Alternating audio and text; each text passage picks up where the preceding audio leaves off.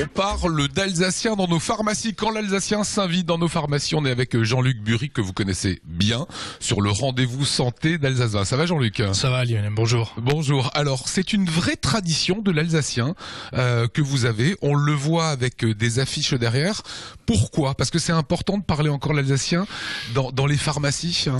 Oui, c'est important parce que c'est une langue de convivialité, une langue de connivence. Et moi, j'ai redécouvert l'alsacien quand j'ai commencé mes études de pharmacie.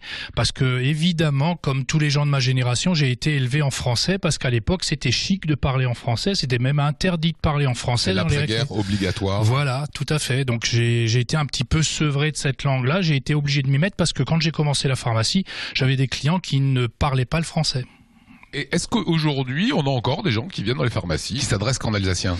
Oui, surtout à la campagne, ça arrive très fréquemment que les gens rentrent en parlant alsacien et ils comprennent parfois mieux aussi ce qu'on leur dit. Donc on est obligé effectivement d'aller vers eux.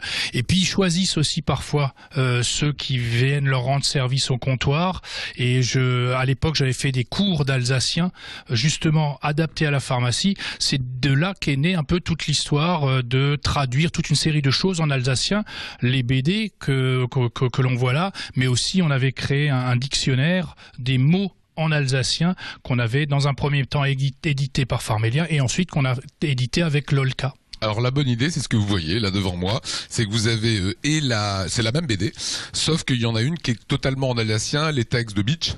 Oui. Voilà, qui est un petit peu l'alsacien qu'on appelle souvent à la rescousse pour avoir exactement les bons termes. Qu'est-ce qui est important dans Vive la santé que vous pouvez voir de ce côté-ci, sauf que là tout est traduit en alsacien. Qu'est-ce qui était important? Alors ce qui était important, c'était effectivement d'amener les jeunes vers quelques principes d'hygiène et quelques principes de santé par des scénettes, puisque les BD sont dessinées. Et de l'autre côté, puisque tout est écrit en alsacien dans la BD, il y avait une sorte d'explication de texte en français. Donc ça a été le support pour faire passer des messages aux enfants.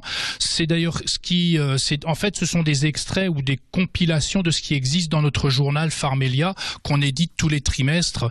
Donc c'est comme nous sommes aujourd'hui à notre plus de 60e journal Pharmelia, on a de quoi avoir de la matière pour faire ces BD. Alors c'est très rigolo, hein, faut le savoir, c'est les dents de lait, c'est trouver un équilibre alimentaire, c'est tout sur la peau, avec à chaque fois, eh bien cette petite planche que vous retrouvez, qui est en alsacien. Il y a des traductions aussi. Qu'est-ce que la phytothérapie en alsacien? Voici phytothérapie. Voilà. Voilà, c'est ça, ou à quoi sert le sucre, ou pourquoi faut-il faire du sport. Comment est-ce qu'on se procure ces BD?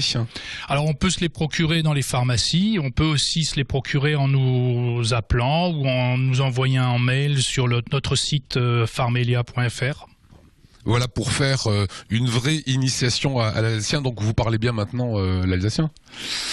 Mon alsacien n'est pas parfait, c'est pour ça que je me fais aider de gens comme Raymond Beach, mais c'est vrai que j'ai bien progressé et j'ai l'intention de progresser encore. Voilà, c'est plutôt bien fait. Petit personnage un petit peu rigolo à la Boule et Bill, un petit peu ce type de bande dessinée. Dernier point, et c'est ce qu'on s'est dit également avec l'équipe ici, pourquoi l'un est à 10 € et l'autre à 14? L'alsacien est donc plus cher. Hein.